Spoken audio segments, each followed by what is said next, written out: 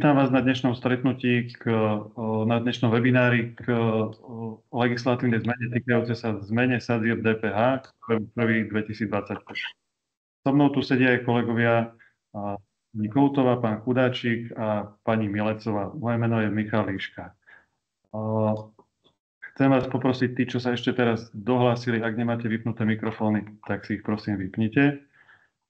A ešte raz privítať a môžeme sa teda začať venovať tejto téme.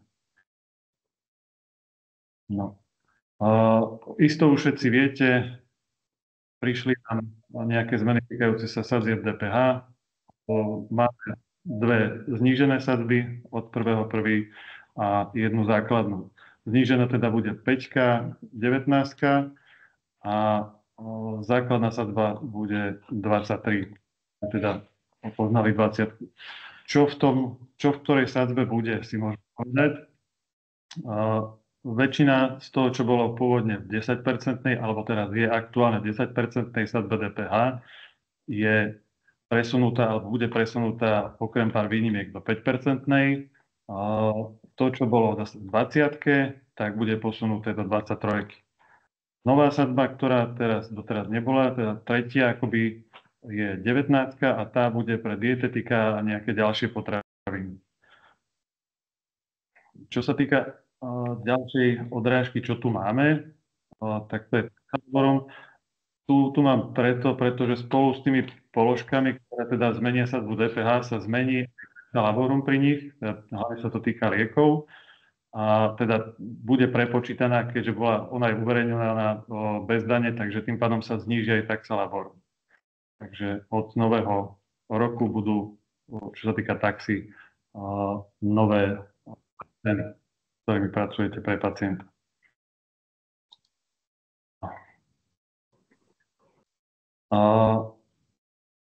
Ako sadzbu DPH, DPH sa bude určovať na základe nejakých dát, ktoré si my vymieniame spoločne s distribútormi. Prípadne do toho nejakým celkom zaujímavým zámerom prišiel aj tvorcovia ADC číselník spoločnosť Farminfo, kedy v rámci vašej licencie pre ADC číselník do softvéru skrz nejaké naše aktualizácie dopravia nejaký nový číselník, bude k danej položke, k danej ADC, danému určená DPH, ktorú oni si vykomunikovali medzi distribútorom, respektíve pravdepodobne aj so štátom. Takže okrem toho, čo som už spomínal, že ako budeme určovať DPH-čky a nebudeme sa teda spoliehať na to, že si budete do softverov v nejakej veľkej miere nastavovať plného sadzovníka, s čím nerátame, tak sa budeme snažiť túto prácu akoby nejakým spôsobom nahrávať, pretože je nemysliteľné, aby 2000 klientov distribúčiek ich oslovilo s tým, že každý chce k niečomu nejaký kód solného sadzovníka. Takže tá práca na to správne určenie vlastne akoby je na nás s tým, že komunikujeme tieto údaje jednak so štátom, jednak s distribútormi a jednak teda aj so spoločnosťou Farminfo, ktorá nám v tomto pomôže. Vaša práca by mala byť tá, čo najlepšie si napárovať, ak teda máte ADC číselník, čo najlepšie si napárovať svoj lokálny číselník a najviac tovaru mali spojeného, aby tento úkon, ktorý nás čaká, prebehol čo najlepšie, bez nejakých zbytočných chýb, prípadne nejaké ďalšie práce, ktorá by s tým súvisela potom neskôr. Ak sa teda niečo neurčí správne. K tomu sa ešte dostane. Kto kedy vykoná predsedenie, je na vás. Ja si tu nakreslím akoby nejakú pomyselnú os, ktorá bude predstavovať za prelom roku. Nie je nutné, aby ste, alebo tá predsedenie budete robiť vy, alebo nejaký poverený zamestnanec. Čiže závisí od vás, či to bude blízko toho prelomového bodu, myslím, prechodu z roka na rok. Môže to byť kľudne aj predtým, môže to byť kľudne aj potom. Má to nejaké svoje zákonitosti, ktoré si teraz prejdeme, čo to pre vás bude znamenať. Ak to urobíte skôr, ak to urobíte neskôr. Takže poďme predtým povedať, že kedy ju budete môcť robiť. Nová verzia, ktorú budeme k tomuto púšťať, 1.50.100 alebo 0.200 to bude alebo bude dostupná od 30.12. Čiže 30.12. si ju budete môcť najneskôr nainštalovať.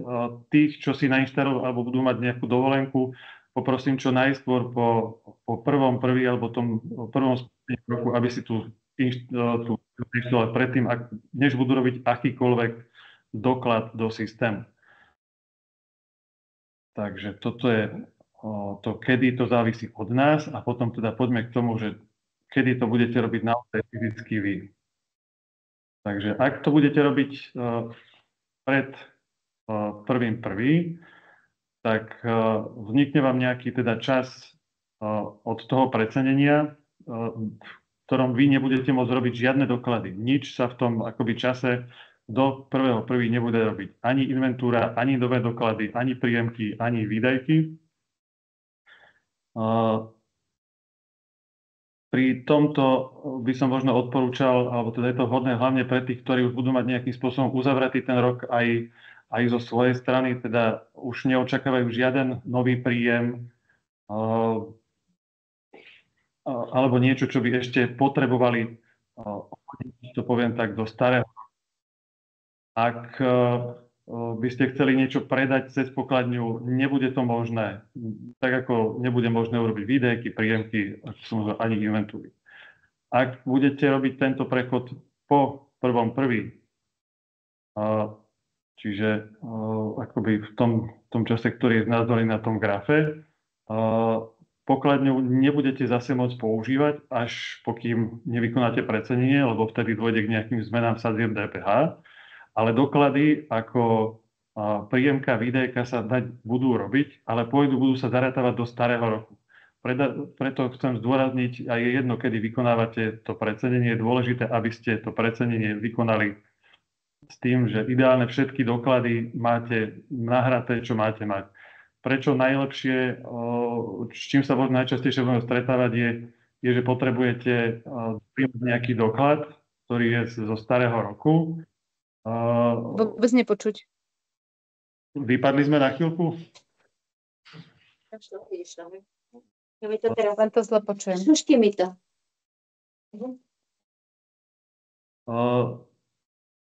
Príjemiek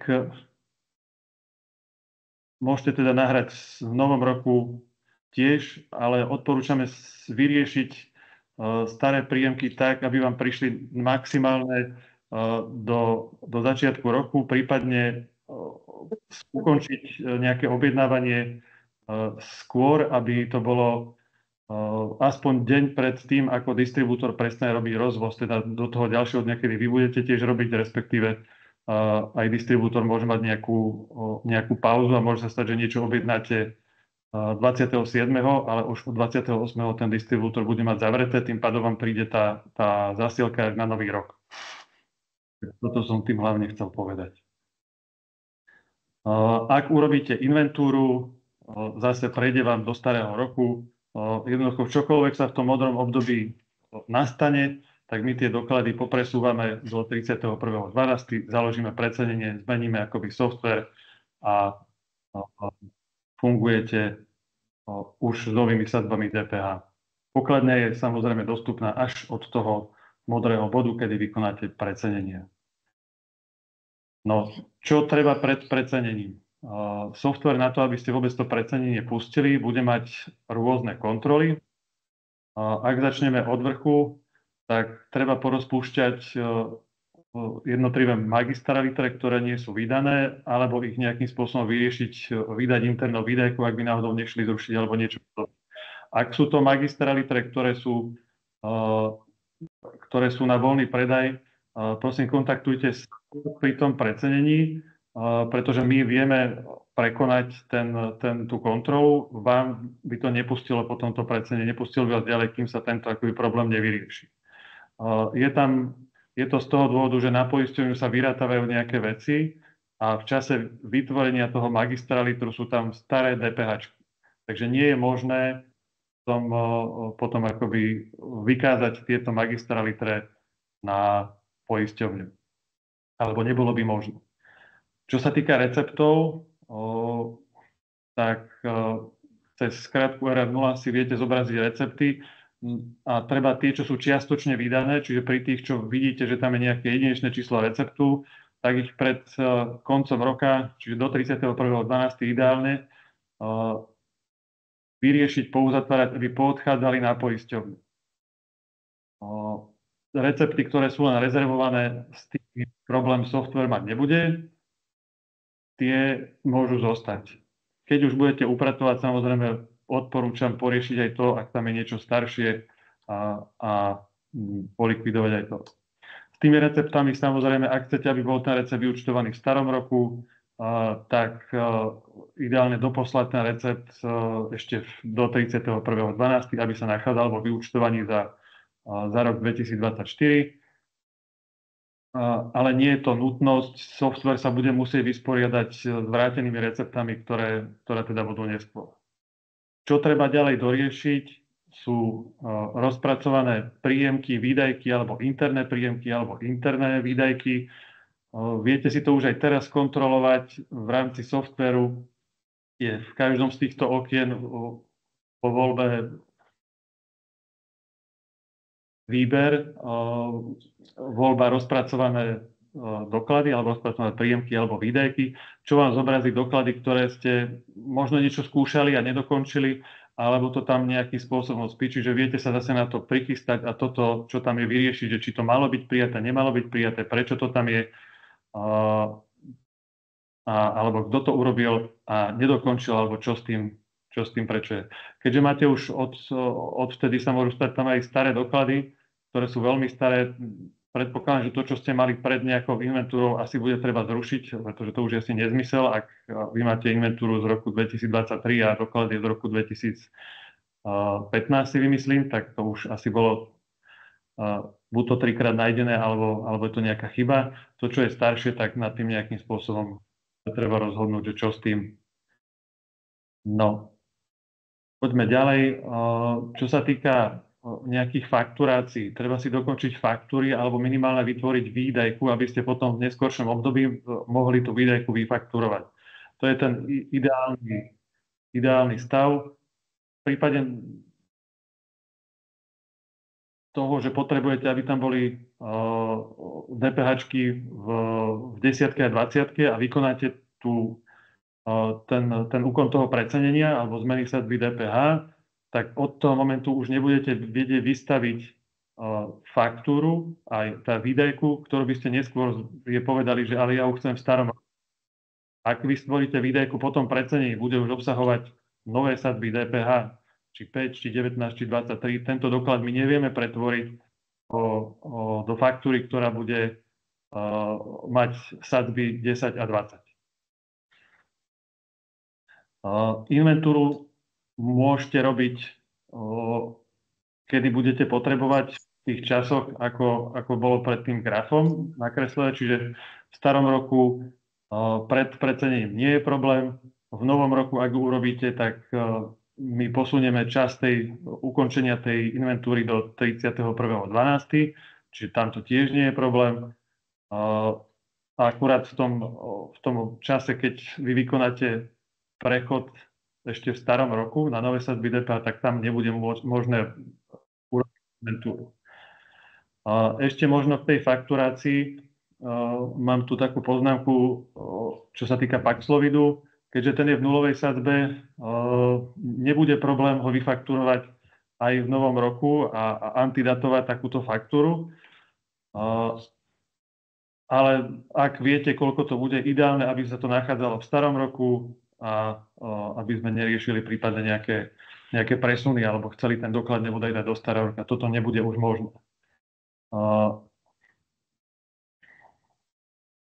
Ak urobíte precenenie a budete chcieť dorobiť nejaké zberné faktúry alebo niečo podobné, bude to možné.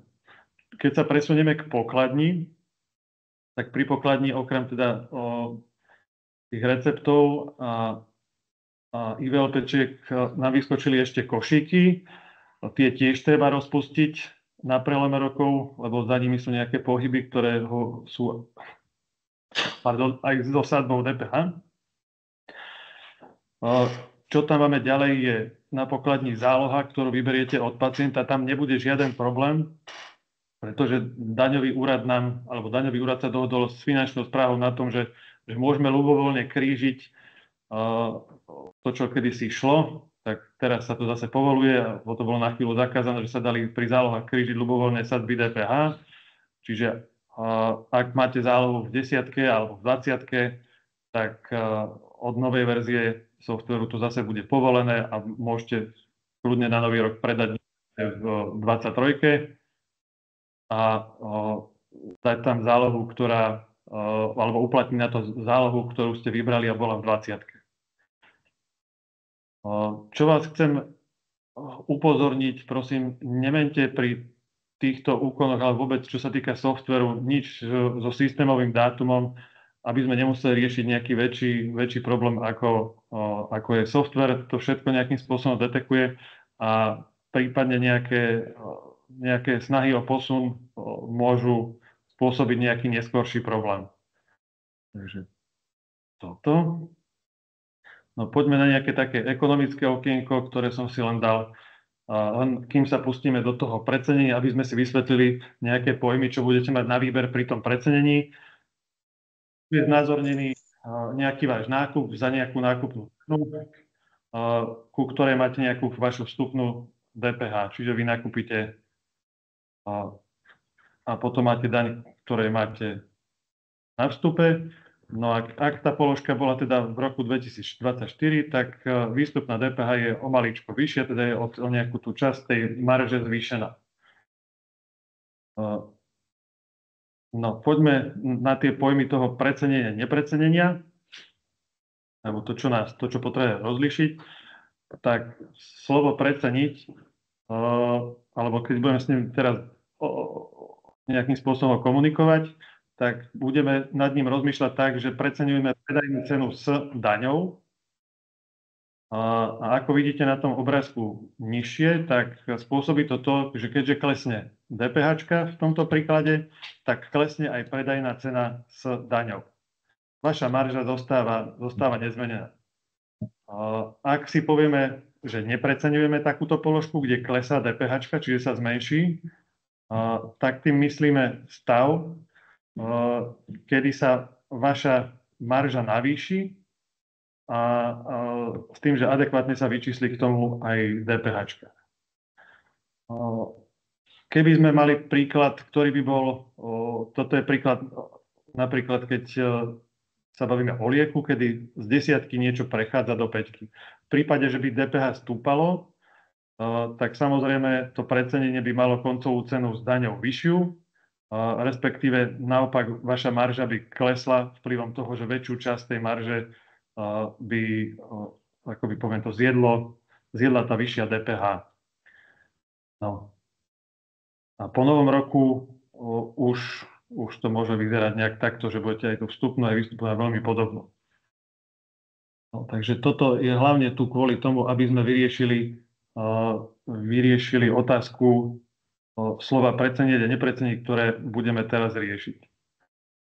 No, pri tom samotnom akte tej zmeny sadzieb DPH sa na vás vyrútia 3 voľby.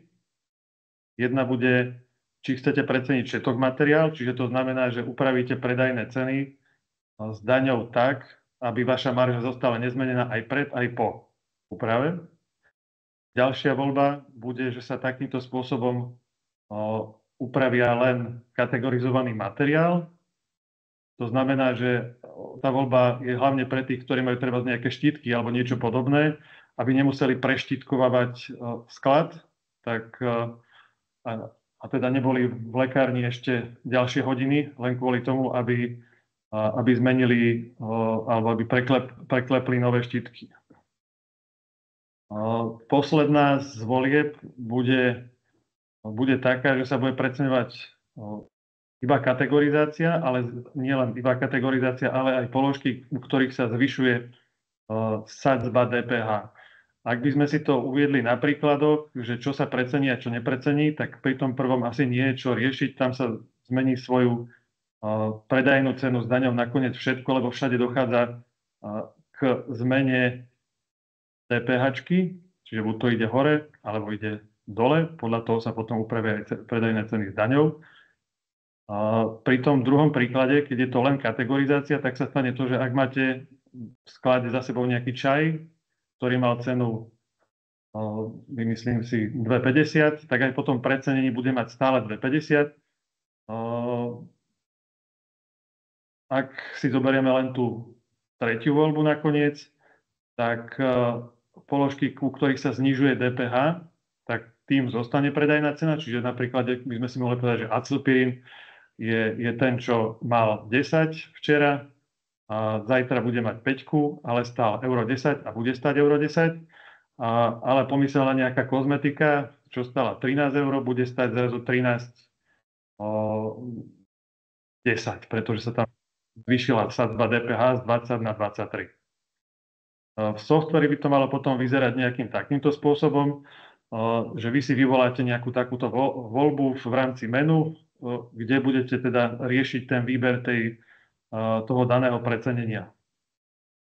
Nakoniec teda napíšete súhlasím a software vás bude ďalej viesť jednotlivými tými úkonmi, urobí kontroly, tak ako sme ich pred chvíľočkou hovorili.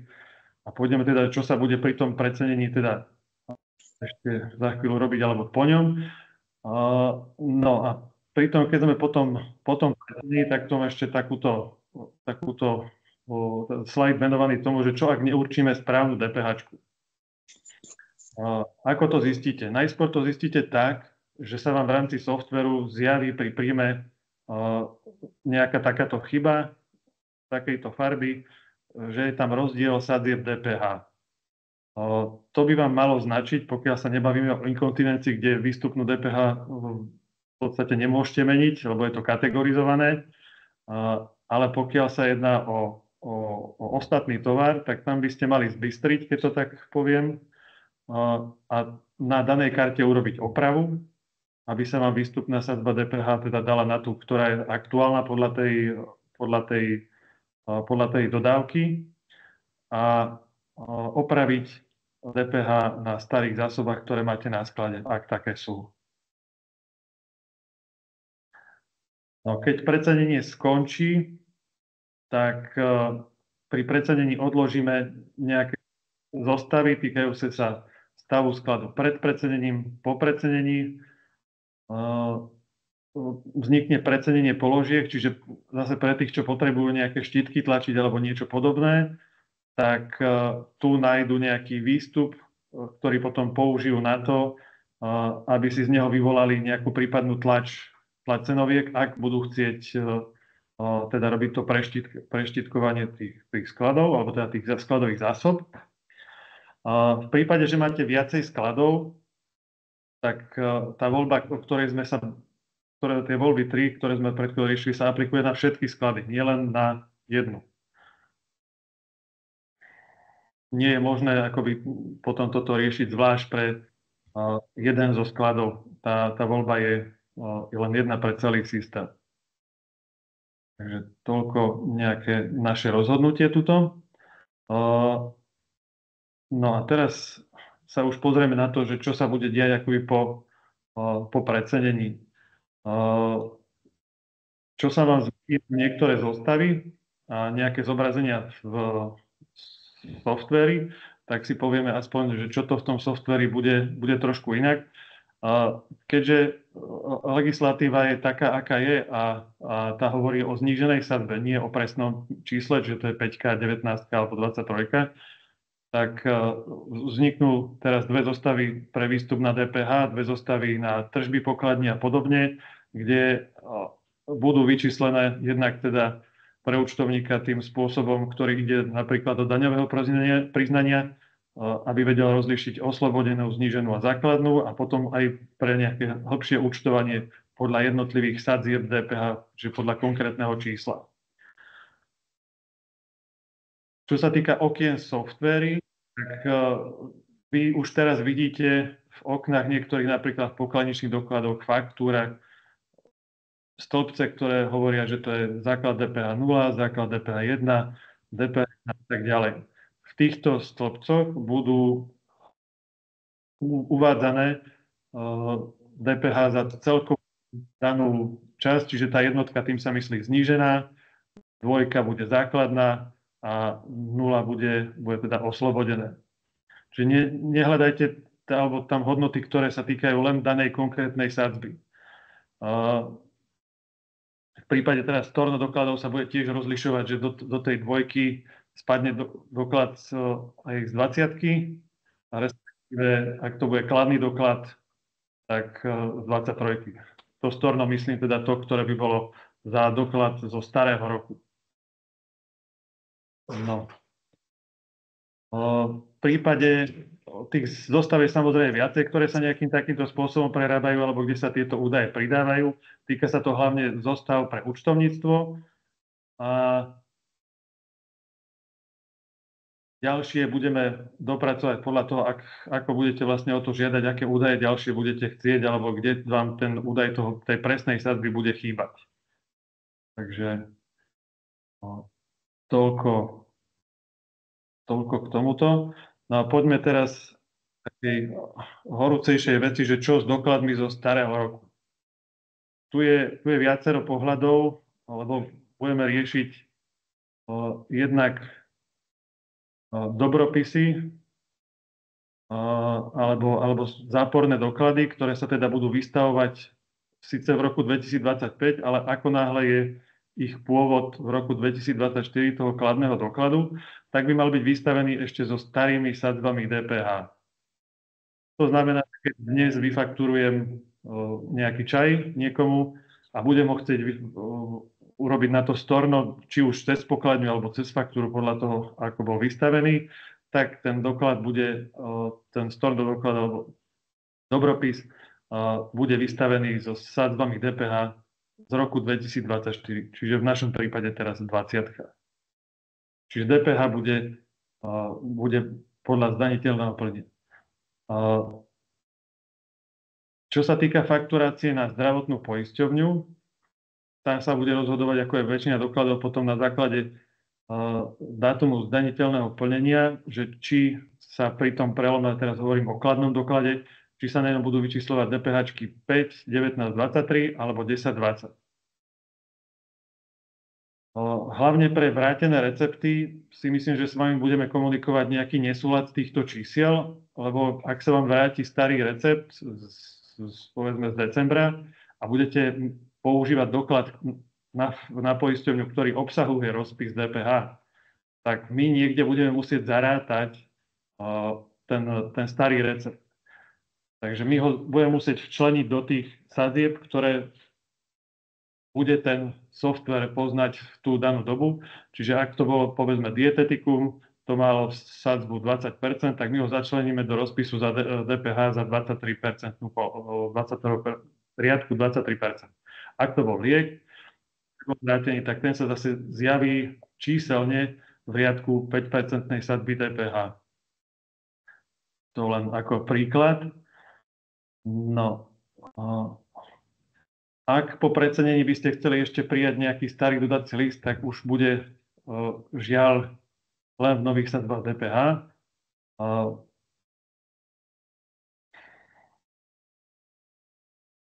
To by bolo možno k tejto téme všetko, prípadne niečo možno ešte vzíde z vašich otázok. No, poďme teda na kategorizáciu a čo sa v nej mení, nemení. V podstate zmenila sa DPH a ministerstvo úplne v prvom pláne malo požiadavku, alebo teda riešilo koncové ceny, bez toho, aby sa menila aj cena poisťovniam. Dnes sme mali stretnutie na túto tému a nejakým konaním mimoriadnym sa snažia teda ešte ponížiť aj cenu poisťovne, aby zostal ten pomer pôvodný. Čiže vo výsledku sa len znížia ceny na poisťovňu a ceny pacienta v približne rovnakom pomere. Závisí to aj od toho, ako budú v rámci tohto konania nacenené jednotlivé tie úhrady za štandardnú dávku liečiva. To si teraz komunikuje MZSR v nejakej vlastnej úrovni a poisťovne nejakým spôsobom kontrolujú, či sú tie nové údaje správne prepočítané.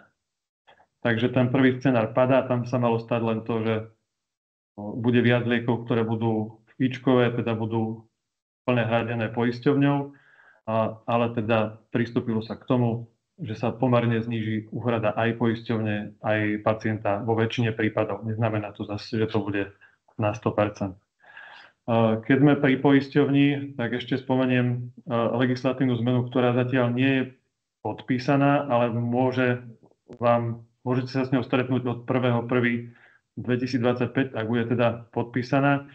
Nezlaknite sa toho, že lekári možno začnú predpisovať plne hradené recepty, alebo nezmluvní lekári budú generovať recepty len na papier, pretože čaká na podpis legislatíva týkajúca sa toho, že takýto recept do poisťovne nesmie prejsť.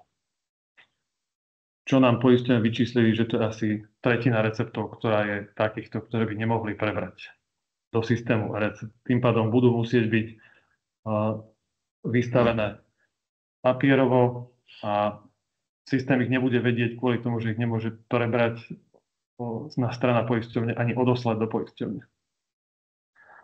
Ale zatiaľ teda je to v štádiu, že čakáme, čo sa s tým udeje, či to bude podpísané alebo nie. No, poďme k EKASE. Ja tu mám zobrazený rozpis dane na pokladničnom doklade. Nezlaknite sa toho, že tam nie sú písmenka v porade.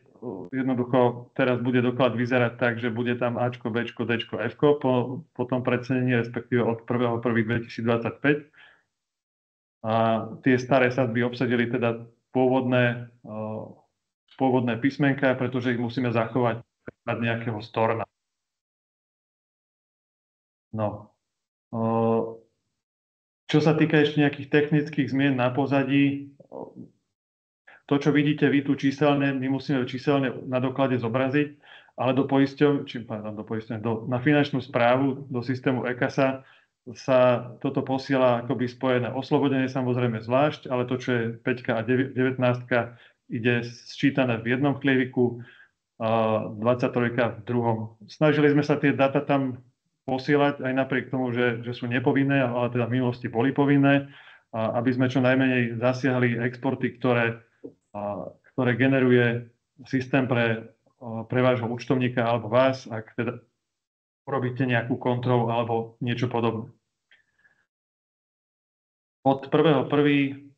by ste nemali dokázať fungovať s inou verziou HDU, čo sme teraz riešili a mnohých z vás navštívili, 1.3.0 a s verziou EKASI 1.5.1. Tá sa bude posielať ako aktualizácia v najbližšej dobe. Takže ak by ste teraz skúsili to, čo ste robili, keď ste kontrolovali, či máte dobrú EKASu, tak ešte by ste tam mali mať verziu 1.4.3, 1.5.0, niektorí už, ale od 1.1. budete musieť mať takéto čísla. Môže to byť tiež jeden z dôvodov, prečo sa vám nemusí dariť potom vydať doklad, ale to budeme riešiť, ak v prípade niečo takéto nastane nejakým supportom. No. Telefonická podpora. Uvedomujeme si, že pri tom prelome rokov budete potrebovať nejakú zvýšenú dostupnosť našich služieb, takže aj my v rámci toho konca roka si nejdeme na dovolenku, ľudovo povedané, ale naopak budeme dlhšie v práci vo väčšom množstve. Teda toho 31.12. sa nám minimálne dovoláte do 19. 1.1. budú dostupné medzi 8. a 16. telefóny, ktoré sú spojené so službami, ktoré si platia niektoré lekári nejakými nadstavbovými službami, voláme to Software Plus, alebo alebo rozšírené softverové služby, prípadne tí, čo majú kompletné služby. Čo sa týka potom nasledujúcich pracovných dní, mali by sme byť dostupní vždy už od 7. Tým, že predpokladaný nejaký takýto väčší alebo skorší čas dostupnosti bude približne do 10. Prvý, kedy predpokladám, že ak nejaký support vznikne, by to už malo potom ustávať. Vzhľadom na to, že predpokladáme, že tých telefonátov bude viacej, poprosím vás o zhovievavosť, ak sa vám nebude dovolať, prípadne ak to nie je urgentné, odložiť túto požiadavku, ak je možné vyriešiť ju aj na budúci rok, alebo vyčkať, alebo nám napísať mail, ak je to niečo, čo potrebujete vyriešiť čím skôr. Takže toľko k tomuto. Potom pri tom predsedení, teda okrem tých spomínaných etikiet, môže byť ešte čo by ste mali nejakým spôsobom možno riešiť, je to, že ak máte software prepojený s nejakým ďalším systémom, tak bude pravdepodobne treba myslieť aj na to. V prípade e-shopu, ak má niekto e-shop a posiela ceny do e-shopu zo systému, tak nové ceny sa začnú automaticky generovať pre ten e-shop od momentu precenenia. Ak to robíme my, alebo zabezpečuje to nejaký export dát zo softvéru. Podobné je vlastne niečo pre účtovníctvo. Ak máte elektronické cenovky, tak sa to len automaticky zmení. Prípadne v prípade informačného terminálu, ak teda nemáte nejaké cenovky na krabičkách, tak tam je tiež to nejakým spôsobom už zautomatizované.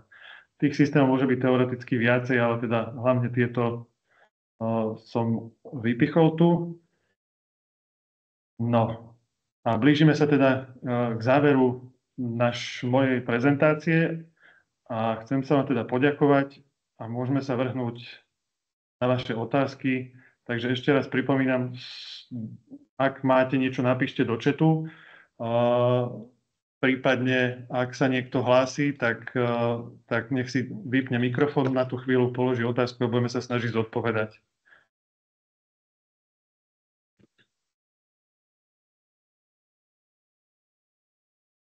No. Tak prvý sa hlási, nevidím meno, tak poprosím.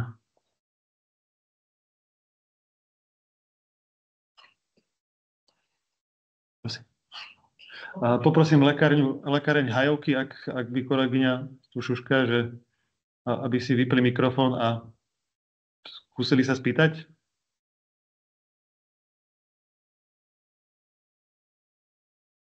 Alebo ak teda chcem odpovedať aspoň zatiaľ na otázky, ktoré sú tu. Ako postupovať pri rezerváciách v rámci skladu? Ak sa bavíme o rezervácii, tak je to niečo, čo je súčasťou skladu, čiže dôjde k preceneniu týchto položiek tak, ako si zvolíte v rámci precenenia. Čiže rezervácie ako také, ak myslíme skladové, nie je nutné s nimi nič robiť. Chováme sa k tomu, ako keby to bol nejaký ďalší sklad, tým pádom vybraná voľba sa aplikuje aj na túto časť. Takže tým asi sme zodpovedali aj ďalšiu otázku, že či je treba rozpúšťať rezervačný sklad. Nie, netreba. No, čo urobiť s položkami, ktoré neviem napratať, či napárovať na ADC číselník, kde si mi to uskočilo.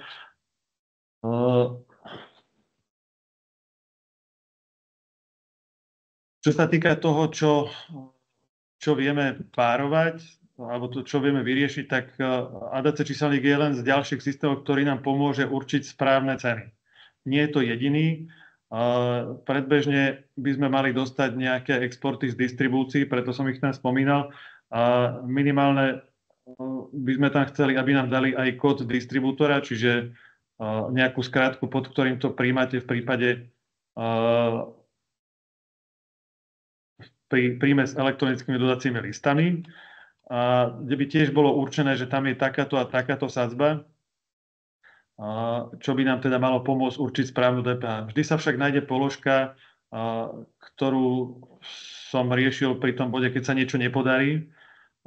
teda, že budete musieť potom, alebo tú správnu DPH si overíte pri tom ďalšom príjme a my urobíme len to, že to, čo teda bolo, ak to bolo v desiatke, tak colný sadzovník sa zmenil tak, že takmer všetko, čo bolo v desiatke, je teraz v päťke. A ak sa nebavíme o potravinách, tak všetko, čo bolo v 20, je v 23. Takže my v dobrej viere urobíme za vás toto rozhodnutie. Ak to bude niečo iné, tak to na to zistíte teda tým ďalším príjmom alebo po precenení nejakou kontrolou. Takže tam to budete musieť potom opraviť na karte a prípadne preceniť s nejakou funkciou zmenou sadzby DPH pri oprave skladových zásob.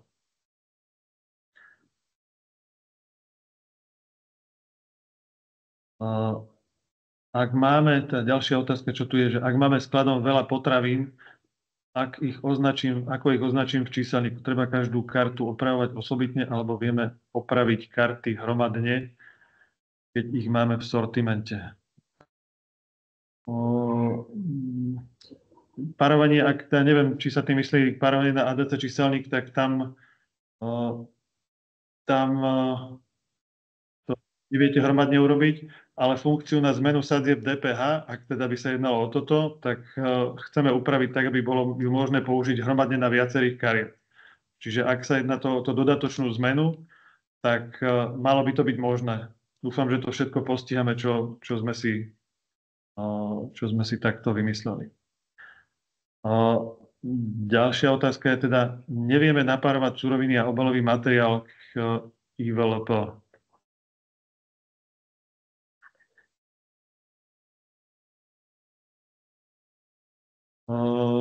Tam to pôjde tým pravidlom, tým základným, ako som povedal, čiže 10/5 a 20/23. IVLP, keďže je to ako keby liek, je to farmaceutický výrobok, tak automaticky, to už aj teraz bolo tak, že ak aj bola surovina v 20, tak výsledný výrobok, alebo ten individuálne pripravené liečivo zmenilo sadzbu DPH, bolo teda v 10. Aj napriek tomu, že ste do toho dali, vymyslím si, 3 maste, ktoré boli v sadzbe 20. Tak tuto bude teraz taký postup, že aj napriek tomu, že tam bude 23, alebo 5, alebo 19, tak výsledný produkt bude mať 5% sadzbu DPH. Môžeme ísť teda ďalej. Dobrý deň, s poukazmi, ktoré sú spracované teraz, ale môžu sa odoslať na poisťovňu až budúci mesiac.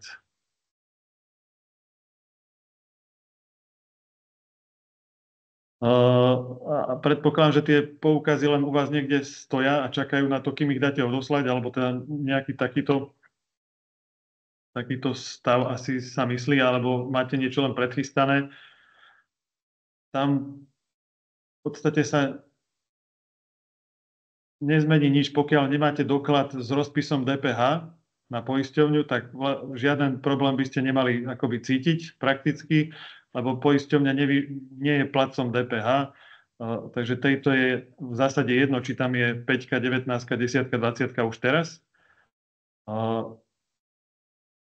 Takže nemal by tam byť žiaden problém.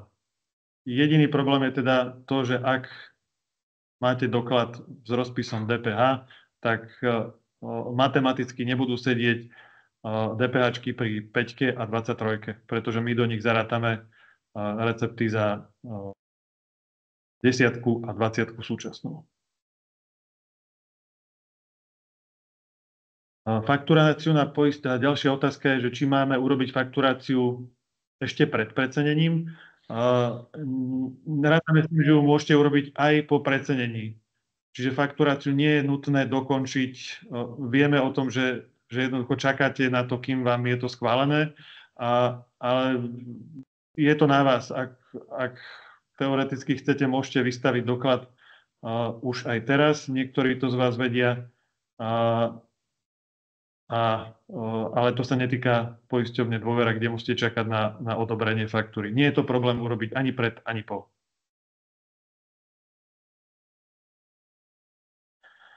Čo ak je daný ADC kód už neaktuálny, je ďalšia otázka. No, ako to povedať, je to lepšia informácia ako žiadna. A asi takto by som na to odpovedal. Keď sa pozrieme na ADC číselník ako taký, tak tam sú kódy colného sadzovníka, že my sa vieme, poviem to, takže oprieť aj o tieto informácie a pracovať s tým, že na základe aj týchto starých údajov robiť nejakú aktualizáciu, okrem teda toho nového, čo teraz pripravujú. Čiže vieme to použiť a malo by to teda priniesť viac. Samozrejme, ani distribútor, ani nikto vám nezaručí, ani ADC, číselník, Farminfo, aktuálnosť týchto údajov.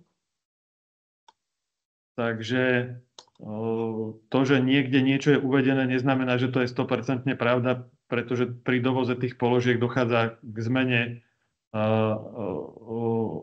toho colného sadzovníka a nevždy sa táto informácia posúva potom tým správnym osobám, teda nedozvie sa o tom distribútor alebo teda ani Farminfo. Teda tá informácia sa nezmení v ADC číselníku. Že nie je to problém, alebo teda potom to spadne do toho problému, že ako vyriešiť tú zlú sadzbu. Ďalšia otázka. Treba niečo meniť alebo nastaviť na pokladniach, alebo to nastavujete automaticky. Na pokladniach nebude treba meniť nič, všetko sa nastaví automaticky tým, že vyvoláte to precenenie. Nebude treba tam nejaký zásah. Jedine, ak neprejde nejaká aktualizácia, ale zase tam nerobíte vy nič a všetko beží tak, ako má. Pokiaľ precenenie nebudete mať urobené, alebo teda budete mať urobené a je starý rok, tak vám pokladňa bude možno hlásiť nejakú, ak by ste sa aj pokúsili niečo urobiť, tak pokladňa bude hlásiť nejakú chybu so sadzbami DPH. To isté sa bude diať aj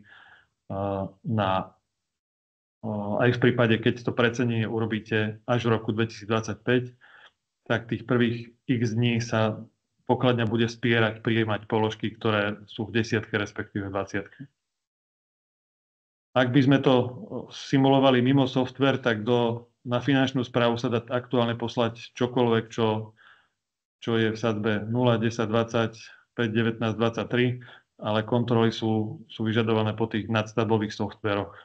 Takže či naša e-kasa alebo kohokoľvek iného musí vedieť správne komunikovať alebo zabezpečiť to, že nebude poslaný nesprávny doklad.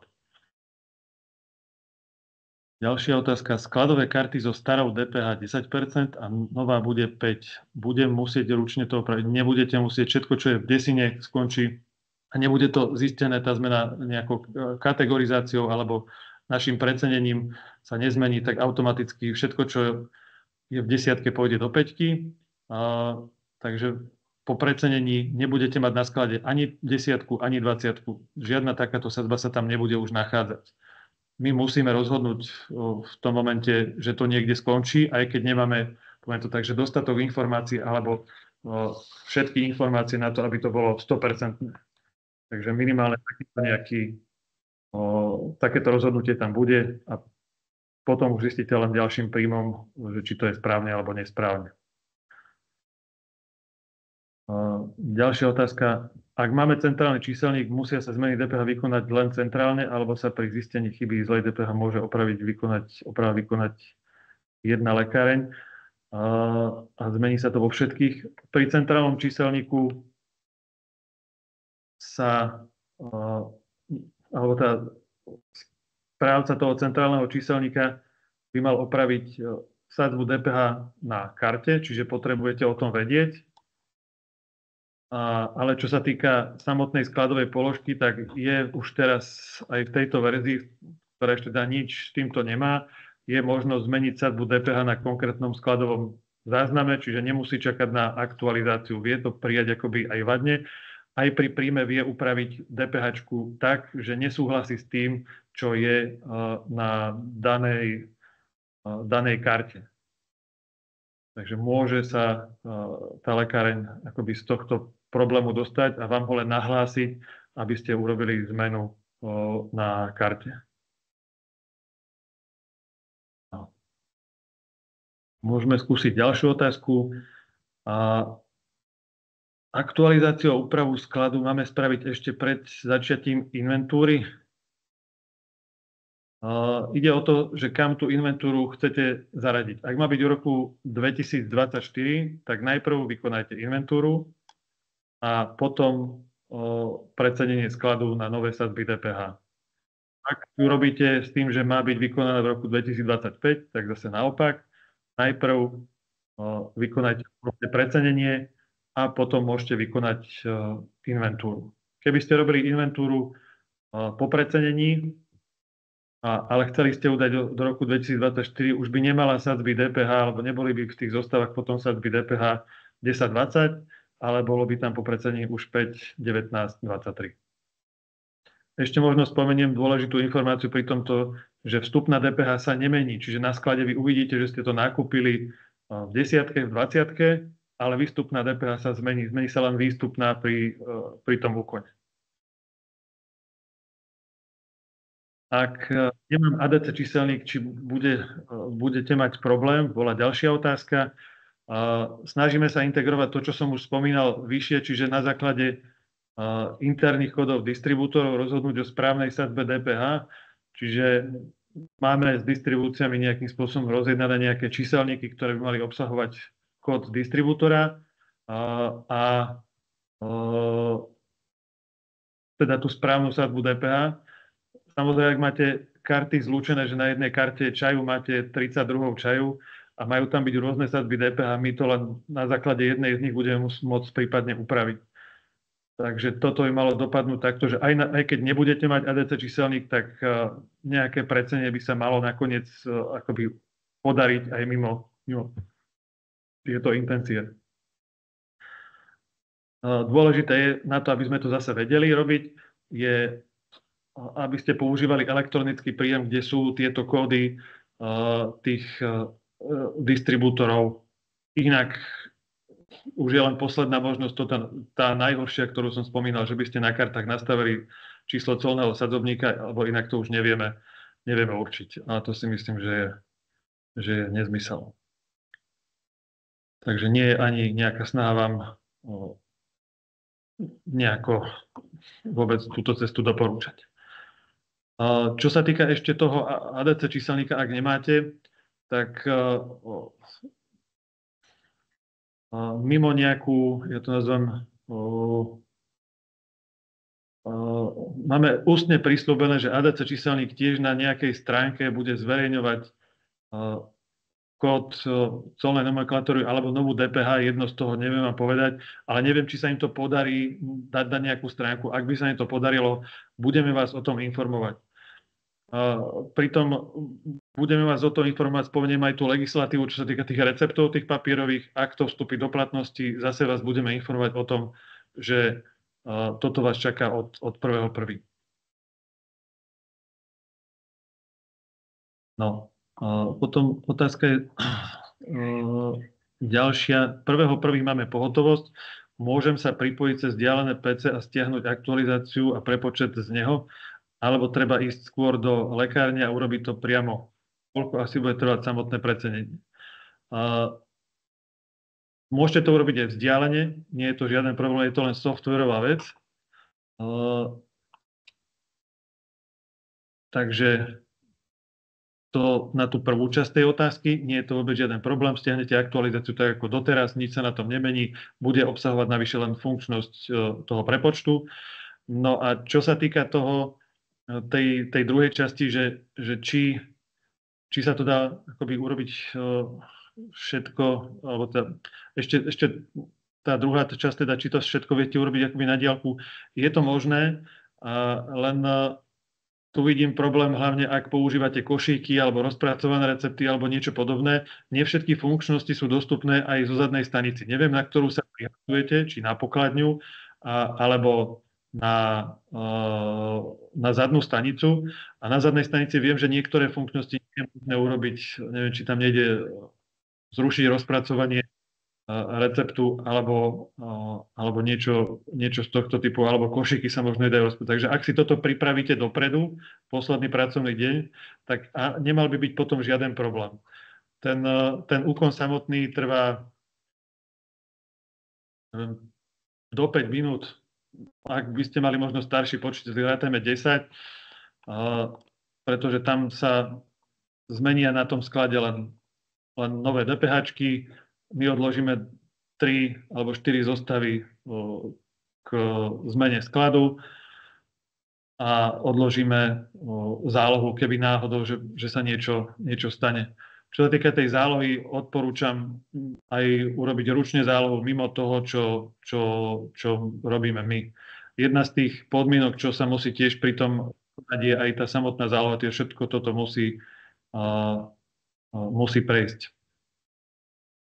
Potom taká ekonomická otázka, pozerám, že ktorá možnosť precenenia skladu je najvýhodnejšia. Najvýhodnejšia je samozrejme tá posledná, pretože na tých položkách, ktoré zvyšujú DPH, kde sa zvyšuje daň, tak nič nestratíte, pretože sa navýši predajná cena a teda na tých, kde sa neznižíte cenu, tak tam sa vám vaša marža zväčší. Takže toľko asi k tejto otázke. No, poďme ďalej. Obaly, kelímky, liekovky majú teraz na vstupe a výstup 20. Keďže sa všetky dajú napárovať na ADC, nemáme ich opraviť na vstup, výstup 23. Nemôžete ich opraviť, pretože v súčasnom softveri ani nie je možná takúto sadzbu nastaviť. Nemente to, čo je v 20, my automaticky budeme prehadzovať na 23. Čiže to, čo nebudeme vedieť identifikovať nejakým z tých pravidiel, ktoré som spomínal, či už je to na základe dát od distribútorov, alebo z ADCčka, alebo z kategorizácie, alebo na základe nejakých ešte ďalších údajov, ktoré bude vedieť skrížiť s colným sadzobníkom, tak to všetko my automaticky 20 dáme na 23 a 10 na 5. Poďme ďalej.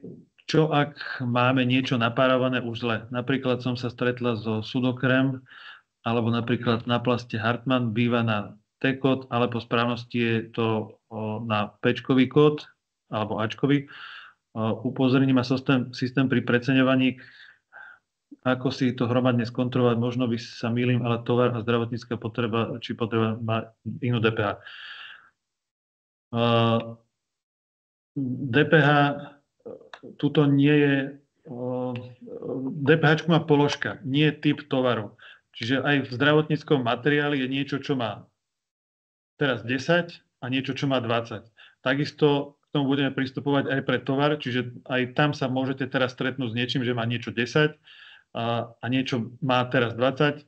Takže opäť, ak to správne zidentifikujeme, správne tomu nastavíme DPH. Nám je v zásade jedno, či to máte na tovare, alebo to máte ako zdravotníckú pomôcku. Jediné mínus je to, že ak sa z toho robia nejaké štatistiky, tak potom vlastne za tovar nejdu žiadne. Lebo to sa nedá zaslať na NCZD. Takže to je celý rozdiel. A ak to máte kvôli cenotvorbe, tak tá zase je nastaviteľná zvlášť aj na voľnopredajné zdravotnícke pomocky, že možno to je škoda, že to nemáte ako ten P-čkový kód. Sice plne hradený, ale je tam takisto možné nastaviť zvlášť prirážku. No, poďme ďalšiu otázku. Spomínal ste, že bude úprava aj výšky úhrad od zdravotnej poisťovne u niektorých, predpokladám, kategorizovaných produktov. Nevznikne tým nesúlad, ak vydám pomôcku v roku 2024, ale vystavím sa poisťovni po 1.1.2025.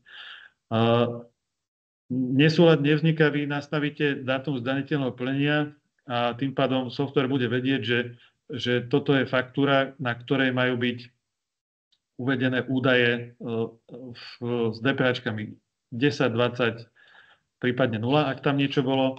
Ak budete fakturovať, ten kladný doklad vznikne po 1.1.2025 1.1.2025, tak tam už nesmie byť iná sadzba DPH ako 0,5, 19, 23. Takže na základe zdaniteľného plnenia v tomto prípade my rozhodneme, že ktorý údaj teda na tom doklade je. No, môžeme ísť na ďalšiu otázku. Je problém v tom, ako máme kódy zdravotníckych pomôcok na T-kódoch doplnkového sortimentu? Neviem, asi to je to isté, čo sme pred chvíľočkou riešili. Problém to nie je. Bolo by to možno lepšie, ale nevidím v tom nejaký problém. Stále sa akoby točíme len okolo, správne to mať napárované na ADC číselník. Ak používate tovarové kódy a máte teraz ADC číselník, tak ho máte napárované na tovarové kódy. My použijeme tú väzbu. To, čo je v pomockách, to nebude problém, respektíve to, čo je v kategorizácii. Ak tam niečo je, čo nepoužívate, tak tam bude nejaká DPH, ktorú nepoužívate. Čiže zase by nás to nemalo nejako zasiahnuť. No, ďalšia otázka. O aký čas treba prísť do lekárne skôr? Prvý deň v roku 2025 pred otvorením lekárny, aby precenenie prebehlo hladko. Asi len zopakujem, že ak máte vyriešené tie kontroly, ktoré sme pred chvíľočkou spomínali, tak to je otázka 10 minút. Ako náhle vás tam bude brzdiť to, že máte nejaké rozpracované recepty neukončené, alebo máte nejaké rozpracované príjemky, alebo nedokončenú, alebo otvorenú inventúru, alebo niečo ďalšie a ďalšie, čo v tých kontrolách je, tak v tom momente vás to bude zbrzďovať a budete hľadať, kde čo riešiť. Čiže tu len zopakujem, že treba prejsť okna na pokladni pre recepty, je to RR0 a pozrieť tie recepty, ktoré tam majú jedinečné číslo, tie bude treba doriešiť, dokončiť. Pozrieť okno, ak používate košíky, tak je to KK0 a rozpustiť tie košíky na prelome rokov. Pozrieť príjemky, interné príjemky, výdajky, interné výdajky a v nich vždy je filter vo výbere, ktorý sa volá rozpracované. Takže ak tam niečo máte, to treba zrušiť alebo dopríjmať alebo niečo s tým vyriešiť, dokončiť a v podstate ste pripravení na ten úkon. Takže tak. Otázka ďalšia. Môžeme urobiť fakturáciu do poisťovny Unión a VŠZP už 31.12. Áno, je to možné. Máme taký prepínač, ktorý to umožňuje. Vždy k tomu dávame aj nejaké školenie, aby ste vedeli, že tam potom, ak dopošlete niečo ďalej, tak to nebude na tej faktúre. Môžete potom sa stretnúť s dokladom, ktorý sa volá ťarchopis, že teda budete musieť nafakturovať, ako dofakturovať ešte väčšiu sumu. Čiže malo by to byť s tým, že si uvedomujete, že to robíte až vtedy, keď máte všetko odoslané do poisťovne toho posledného. Že ešte nepošlete nejaký recept, ale aj to sa dá vyriešiť. Nie je to nejaký zásadný problém. Takže tak. Ak to teda chcete zapnúť, stačí skontaktovať support. Oni vám to vysvetlia a zapnú. Samozrejme, tie sú tam nejaké obmedzenia, nedá sa vystaviť faktúra či prvého, ale musí to byť či 5 dní pred koncom mesiaca, alebo je tam možno nejaký počet iný, nie 5, ale pointa je tá istá, treba to robiť na konci. No. Ďalšia otázka. Ak mám zdravotnícky materiál na tovarových kódoch so sadzbou 10%, automaticky sa zmení sadzba na 5 alebo na 23. Ešte raz, to, čo je v desiatke, ide do 5 automaticky. To, čo je teraz v 20, ide na 23. Takže, ale to sa bavíme o tých produktoch, kde nebudeme vedieť rozhodnúť, že či je to správne alebo nesprávne. Ako náhle budeme mať informáciu z ADCčka alebo z distribučky, že to má ísť tam, tak nebudeme riešiť ani súčasnú sadzbu DPH, okrem neplacov DPH, kde teda všade na výstupe je 0, ale to sa týka jednej prevádzky, takže to je asi neaktuálne. No, poďme ďalej.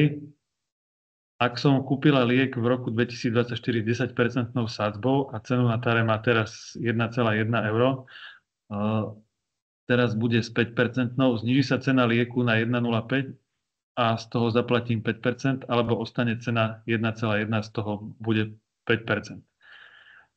Odpoveď je, že je to podľa toho, ktorý to je produkt a akú voľbu v tom precenení si vyberiete. Najprv k tomu, ktorý to je produkt. Ak sa jedná o niečo, čo je kategorizované, tak tam sa nedá baviť o tom, že si poviete, že čo sa s tým stane. Tam to vyrieši kategorizácia. Čiže ak by to náhodou stúpalo na 23, tak vám to zvýši cenu na 1,23. V tomto prípade, ak to pôjde dole na 5 a je to liek, tak toto nemôže nastať, ale síce sú tam tie, alebo táto neregulované, dobre, tak to nebudeme sem pliesť. A ak sa bavíme teda o lieku, tak napríklad Zinat, aby sme boli teda presní, ten je súčasťou kategorizácie, tak sa stane to, že z 1,1 klesne 0,5. 1,05. A ak sa bavíme napríklad o acylpirine, alebo ibalgine, alebo niečom takomto, čo nie je regulované štátom, nie je tam teda stanovená nejaká jeho úhrada, tak je na vás tou voľbou, ktorú si vyberiete. Ak dáte tú prvú, tak sa stane to, že cena bude 1,05. Ak dáte druhú alebo tretiu, tak vám zostane tých 1,10 v tomto prípade. Zväčší sa vám marža a cena vám zostane 1,1 eur, tak, aby som to presne povedal z toho vašeho príkladu. Takže vám zostane viac, väčšia marža. Môžeme ísť ďalej asi. Bude, prosím vás, možné si pozrieť záznam z tohto webinára. Áno, bude to možné, zverejníme to na našom YouTubeovom kanáli. Akurát vás poprosím o strpenie, lebo predpokladám, že kým to prejde nejakou kontrolou na strane toho YouTube, tak tam to môže trvať aj pár dní, kým predpokladám 1-2 dní, kým to bude možné zverejniť, lebo oni pozerajú do toho videa, že či tam nie sú nejaké produkty alebo tváre alebo niečo podobné. Takže oni majú nejakú umelú inteligenciu, ktorá toto rieši a nie je to tak, že teraz to tam zavesím a mám to tam hneď, takže niečo to môže chvíľočku trvať. Poďme na ďalšie. Ešte to dokončím, aby to bolo, a pošlem vám správu zase do lekárni s odkazom na toto video.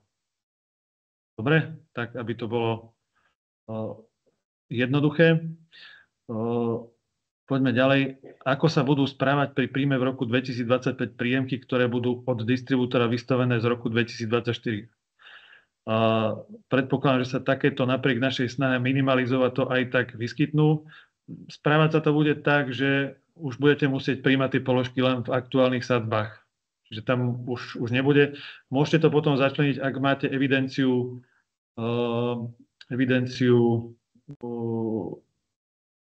faktúr, aj do faktúry, ktorá je za starý rok, to problém nebude. A akurát nebudú akoby sedieť DPH-čky krížom cez tieto doklady. A to precenenie akoby robíte v momente toho príjmu, keď to tak odprezentujem. Nevidím v tom problém. Ideálne samozrejme pre zostavy, pre účtovníka všetko je, aby to bolo ukončené v tom roku, ale svet prináša aj takéto stavy a vy sa s tým budete musieť vysporiadať týmto spôsobom, teda, že to príjmete v 5, 19, 23 a potom to bude už v zostavách za nový rok započítané. Čo sa týka potom nejakej príjemky, alebo ak niečo spájate do nejakej faktúry, tak to bude potom to v tej faktúre, aj tej, čo má nejakú 10, 20, možno akoby dopárovať takýto doklad, ak máte evidenciu faktúr prijatých.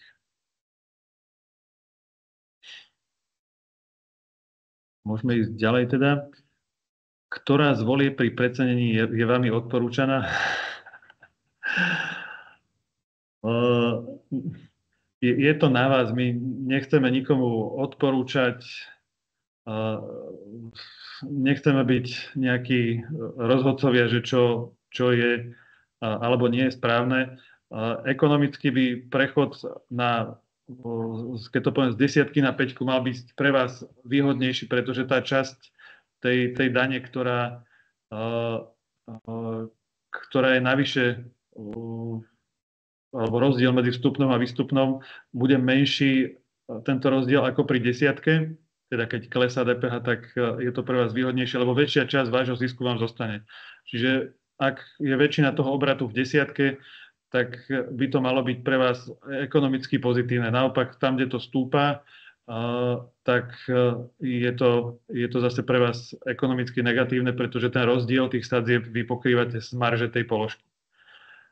No a ak sa bavíme o tom, že teda ste lekárne, tak asi väčšina toho sortimentu a toho predaja by mohla byť teda v tých voľnopredajných liekoch, alebo teda liekoch všeobecne. Ak teda nerátam kategorizáciu, takže by to mohlo mať aspoň malý pozitívny dopad. Ale to je teória, môže byť závislá strašne od toho, ako fungujete. Ak sa bavíme o niekom priamom tom výstupe, tak je to zase len o tom, že či vám to prináša nejakú prácu alebo nie, teda tí, čo majú etikety, tak tam je moja voľba jednoznačná. Neprecením teda ten materiál, ktorý by som mal štítkovať, nevidím v tom nejakú logiku veci, aj keď teda vraj to majú nejaké šojky akceptovať do nejakého dňa, ale stále neviem, čo to vyrieši, pretože nemám istotu, že nevypredám ten materiál za 7 dní, čiže stále sa môže stať, že aj na 8. deň mi tam tá kontrola nakoniec príde a nájde tam cenu, ktorá je nezmyselná, aj keď už škrtnete pred tým nejakým nákupom kontrolným tejto organizácie. Poďme na ďalšiu otázku. Čo mám robiť s receptami, ktoré sú chybné a nemám a nestihnem ich opraviť do 31.12. Nemám ich v dávkach. Tu je odpoveď, len sa snažiť ich tam dostať a ak sú chybné, tak sa budú fakturovať na nový rok. Ideálny stav je teda to, že vystavujete doklady bez rozpisu DPH, tak o tom ani nebudete vedieť. Poisťovanie nerieši sadzby DPH, takže to nie je pre nich to nie je žiaden problém. Oni len riešia, či je koncová cena na poisťovňu v starom, či v danom období podľa danej kategorizácie, nie aká je DPH, ani sa DPH na poisťovňu neposiela, takže toto nie je súčasťou vymieňaných dát v systéme e-recept. Takže nie je to vôbec žiaden problém.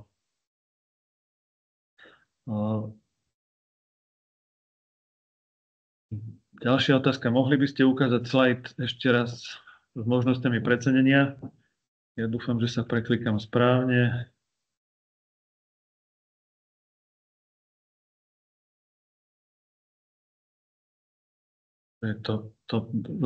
Dobre vidíte, hej? Toto je. Tu sú spomenuté aj tie kontroly, aj teda nejaký odhad. Tie čísla, čo tam vidíte, to sú len na nejakých našich testovacích dátach. V zásade tá prvá voľba vám vyjde v predajných cenách bez dane približne 0, pretože o nič neprídete, nič nezískate a tie druhé tým, že sa nejaká časť materiálu nebude preceňovať, vám v závislosti od toho, aký typ skladových zásobov u vás prevyšuje, môže výjsť do plusu, ale aj do minusu, ak povedzme máte napríklad na sklade veľa e-shopového materiálu a tým pádom tam máte veľa položiek, ktoré sú v 23, tak v 20 a pravdepodobne skončia v tej vyššej sadzbe, tak sa vám môže stať, že to vyjde aj do minusu. Orientačne sa môžeme baviť o tom, že pri tom testovaní sa stretávame, tá prvé číslo je teda blízke 0, druhé niekde okolo plus 400 €, tretie je zhruba 2-krát toľko orientačne. Ale to je prípad od prípadu, nedá sa to paušalizovať. V novej verzii toto viete otvoriť, toho 31.12. to viete otvoriť a vlastne nevykonať to precenenie a viete si to pozrieť, že ako by to dopadlo v ten daný moment. Tak, môžeme teda ďalej s ďalšou otázkou. Ktoré zostavy pre účtovníctvo je potrebné vytlačiť ešte v starom roku s ohľadom napríklad na inventúru, ktorá sa bude vykonávať až v roku 2025? Toto je závislé od toho, čo dávate účtovníkovi. My nemáme žiaden predpis, čo mu musíte dať. Je to na nejakej vzájomnej komunikácii. Niektorí dávajú výstupy aj za faktúry, niektorí, myslím teraz prijaté, niektorí to riešia len odovzdaním dokladu od distribútora. Čo minimálne software robí, je to, že v čase prelomu rokov odkladá položkovitú zostavu skladu. Pri tom precenení sa udeje to, že sa odložia dve. Jedna pred precenením, druhá po precenení. Možno odporúčam odložiť stav skladu pred a po, ale aj ten bude historicky možné dotlačiť, pretože sa tieto údaje ukladajú. Takže tiež je to možné aj dodatočne vytlačiť. A mnohí tlačíte obchodný obrad, ale aj ten sa dá dodatočne hocikedy vytlačiť. Takisto aj DPH na výstupe. Nie je nutné, aby to bolo akoby vytvorené k tomu dátumu. Ak náhodou, že aj zistíte, že niečo potrebujete, nedá sa to spätne, tak spomínal som tu, že treba vykonať zálohu nejakú. Ak tú zálohu máte, tak v tom najhoršom prípade, že niečo nie je možné, tak z tých zálohovaných dát teoreticky vieme aj prakticky dostať. Takže je to viac menej o tej vašej komunikácii. No, poďme ďalej. Bude sa dať pozrieť zostava pred precenením, aby som sa vedel rozhodnúť, ktorú možno zvoliť. Podľa toho, ako si nastavíte v tomto okne tie voľby, čo preceniť, tak je tu aj tlačítko, že predbežný zoznam zmenených predajných cien, kde vidíte to, čo sa bude preceňovať a na akú cenu sa to bude preceňovať. Čiže vidíte aj starú, aj novú. To okno tu nemám odfotené, ale viete si to teoreticky pozrieť, keď to budete robiť potom priamo už vy. Predtým, než spustíte samotné precenenie.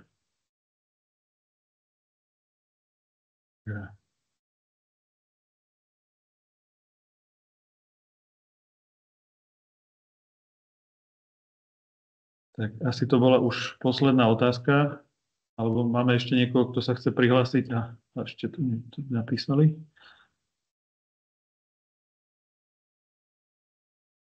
Takže predpokladám, ak nechám možnosť voľby 3 pri preceňovaní a ten spomínaný acylpirén bude mať nie 1,05, ale 1,1 pri ďalšom jeho nákupe, ak mám pevne nastavenú cenu podľa najvyššej prijetej ceny, tak zase naskladňujem acylpirén za 1,1.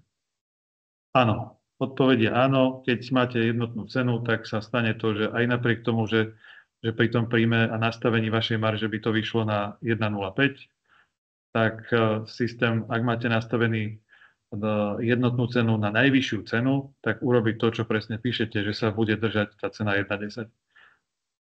Ten pacient to na jednu stranu kupuje teraz za 1,10 a aj potom precení to teoreticky bude kupovať za 1,10. Že on to nemusí vnímať. Ďalšia otázka. Viem si vytlačiť etikety preceneného tovaru.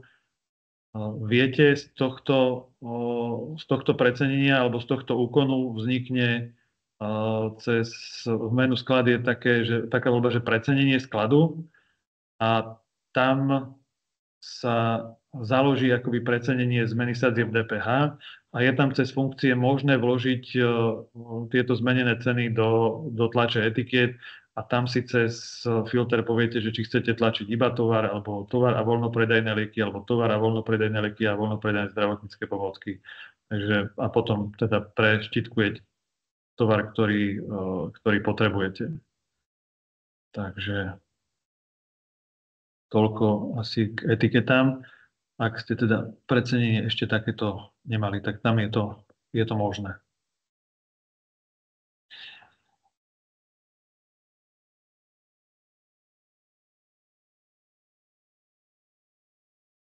Neviem, či ešte chvíľku počkáme, kým ak niekto by ešte písal nejakú otázku, alebo ak by ste chceli sa spýtať aj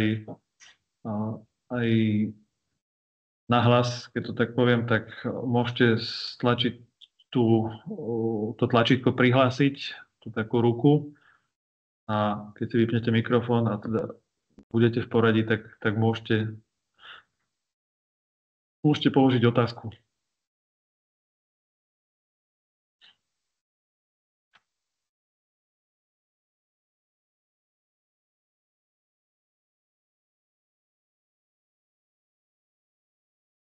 Ja by som sa chcela opýtať, či pri tejto zmene DPH má súvis zmena PZS, ktoré nám UDZS stanovilo od 1.1.2025. Ďakujem. So zmenou sadzby DPH tá PZS nemá s týmto nič spoločné. To robí vlastne každá spoločnosť. Ak sa vám nemení ničo, že by ste museli riešiť predaj tovaru inej spoločnosti a riešite to, že to nakúpi ešte v starom roku, tak to musíte ešte vyčistiť v starých DPH. Ak je to v novom roku, tak v nových. Ale so zmenou sadzby DPH toto nemá nič spoločné. Tam treba vyriešiť len vec spolupráce s poisťovňami a pre elektronické objednávanie, čiže riešiť ADC číselník a tam správne heslo si nastaviť, potom to nahlásiť samozrejme od distribútorov, pretože ak máte elektronické objednávanie, tak by vám prestalo chodiť s tým novým PZS a poisťovne, aby ste vedeli, ak treba zmeniť heslo, aby ste vedeli korektne posielať recepty, aby boli korektne pripisované akoby na vrúb danej prevádzky. Takže tam je možné, že vám to môže akoby spôsobiť nejaký problém v týchto častiach, ale nie s tou DPH-čkou, to nemá nič spoločné. Ďakujem. Prosím.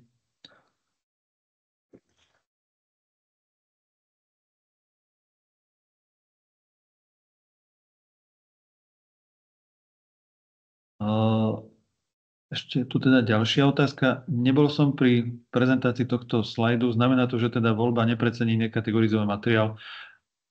Áno, ona neprecení nekategorizovaný materiál. Čiže tá dvojka, trojka, to, čo nie je v kategorizácii, neprecení. Tá dvojka tak neprecení to, čo nie je v kategorizácii. Aby sme si to povedali na položkách, tak príkladom je niečo, čo je v kategorizácii, poviem, že ZINAT, ten sa precení. A ak sa bavíme o niečom, čo je plne hradené, ale viazané na recept, tak môžeme dať nejakú antikoncepciu, tak tá sa v prípade dvojky neprecení, aj v prípade trojky, pretože tá ide z 10 na 5. A ak si povieme nejaké dietetikum, tak tam to zväčša ide z 20 na 19. Ale ak sa musíme baviť o voľnopredajnom dietetiku, aby to malo nejaký zmysel, tak povedzme, že ide, alebo je to nejaká potravina, ktorú teda identifikujeme ako potravinu, tak v prípade dvojky aj trojky, keďže sa znižuje DPH, tak sa nepreceňuje táto položka, čiže zostáva aj pôvodná cena. No a ak sa bavíme napríklad ak sa bavíme o nejakej, kolegy mi tu kričí, že tlakomer alebo nejaká kozmetika, tam sa bude teda stúpať DPH, pôjde z 20 na 23, tak tam bude teda ten rozdiel pre tieto dve voľby, že v tej druhej sa táto položka precení, čiže zmení predajnú cenu a v tej tretej, kde teda sa preceňujú, zle hovorím. Pri druhej sa nezmení cena, tak? Čiže ak ten tlakomer stál 80 eur, bude stále stať 80 eur. A v tej tretej sa teda jednoducho podelí 1,2 a vynásobí 1,23 a vo výsledku bude stať, si vymyslím, 86 eur. Čiže zmení sa tam cena. Takže to by bol asi tak ako príkladovo poriešené tieto dve voľby, že v čom sú rozdielne.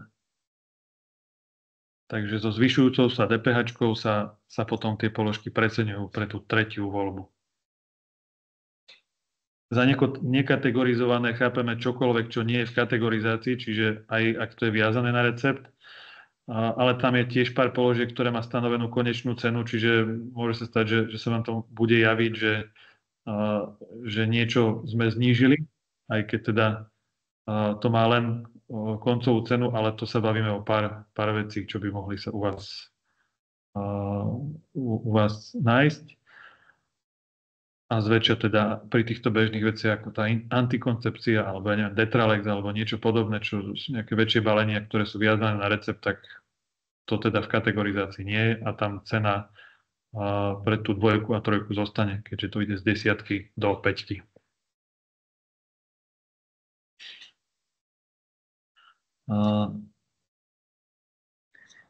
A čo s tým neaktualizovaným, či nekategorizujeme potom? Potom to predáte. Na recept, samozrejme. No. Ďalšia otázka. Bude možné presunúť položky z kariet s tovarovým T-kódom na pomôckový P-kód? To môžete urobiť už aj teraz, ale je to viac menej na vašej vôli, že či to tak chcete mať, alebo nechcete mať. Čiže vy môžete povedať to, že zablokujete príjem na tovarovú kartu a nový príjem, teda budete tlačiť toho, ktorový príjem, aby už robil na tú, ja to poznám, že správnejšiu kartu, na tú správnejšiu evidenciu. Nie je to robiť problém nejako priebežne, problém skôr to zidentifikovať, že čo to je to na tom sklade zle akoby prijaté. Hromadne to asi nezistíte. Jedine potom pri príjme, že to je na dodacom liste so šuklom, ale vy to dávate na T-čkový kód.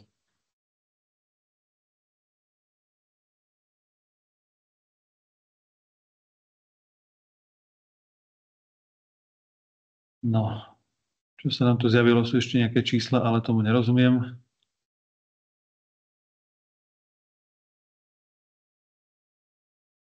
Čo to je? Takže ešte chvíľku počkáme, či sa náhodou nejedú ešte nejaké otázky. Prípadne skúste sa zase prihlásiť a cez teda mikrofón položiť, ak máte záujem. Ja možno ešte pripomeniem to dôležité. Verziu budete mať 30.12. dostupnú, čím skôr si ho nainštalujte a následne teda už je na vás, kedy vykonáte to precenenie či pred, či po. Ostatné aktualizácie sa udejú bez vás, či sa jedná o ECASu alebo treba software, ktorý stiahuje ADC číselník. Toto všetko sa deje na pozadí systému, čiže tam nie je treba aktualizovať, alebo teda s vami to ani nechcem povedať, že neriešime, ale riešime to za vás, tak aby vás to nejako neobťažovalo, neotravovalo zbytočne, aby ste nemuseli niečo v tomto smere odťukávať, pretože aj tak je treba, aby sa to vykonalo automaticky. A ďakujem aj ja niekomu, kto teda, že ste to vydržali až sem asi. Tak ešte teda jedna otázka. Príde ešte nejaký postup do pošty PP? Áno, samozrejme príde, čiže tak ako bežne posielame popis k verzii, ktorý dostávate v pošte, tak samozrejme aj v tomto prípade ten popis tam uvidíte. Tento webinár má byť hlavne o tom, že chceme minimalizovať možno nejaké otázky vaše, možno niektoré naopak rozpútame týmto, ale aby ste boli čo najviac informovaní a najviac rozumeli tomu, nám to pomôže, keď budete vedieť, čo ako máte robiť a prečo to tak robíte. A máme niekto sa nám prihlásil, tak poprosím. Je tam niekto prihlásený ako Alena, tak ak môžete, tak si mikrofón vypnite a môžete hovoriť. Žiaľ, vás nepočujeme chvíľku, ešte skúsime. Skúste mikrofón si vypnúť, tak počkajte, prehodím sa na ten prvý. Áno, počujem, už vás počujeme. Ďakujem. Takže ešte raz by som sa vám chcela veľmi pekne poďakovať za vyčerpávajúce informácie. Určite nám to všetkým veľmi pomohlo. Ďakujeme vám veľmi pekne a želáme vám všetko dobré do vašej práce. ďakujem a ja verím, že ten prelom rokov zvládneme všetci a spolu. A ďakujem aj za našich kolegov, všetkých, aj teda tých, čo sa tu nenachádzajú. A budeme si držať palce, aby ste to vyzvládli dobre, aj my vám správne poradili a aby všetko poslúchalo tak, ako má. Ďakujem. Ďakujeme. Ešte nám otázka nejaká pribudla? Počkajte chvíľku, toto ešte skúste to.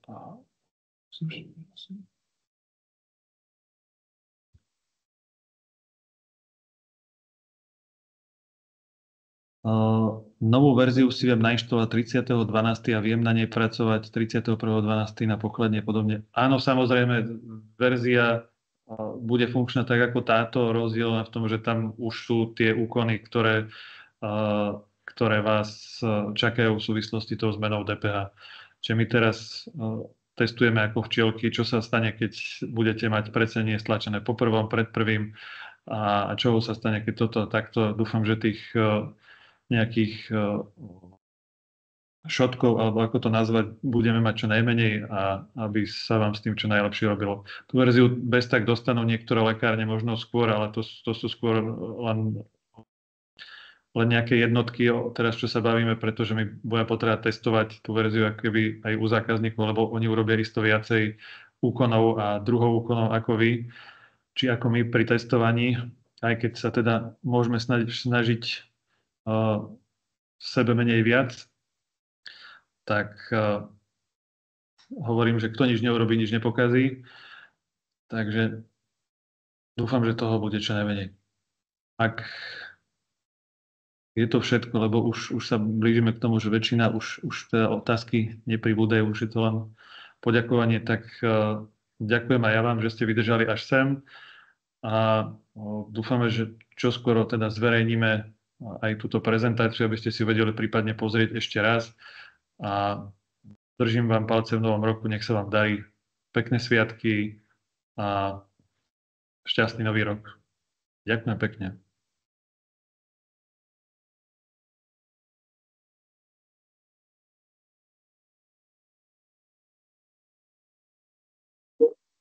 Prosím.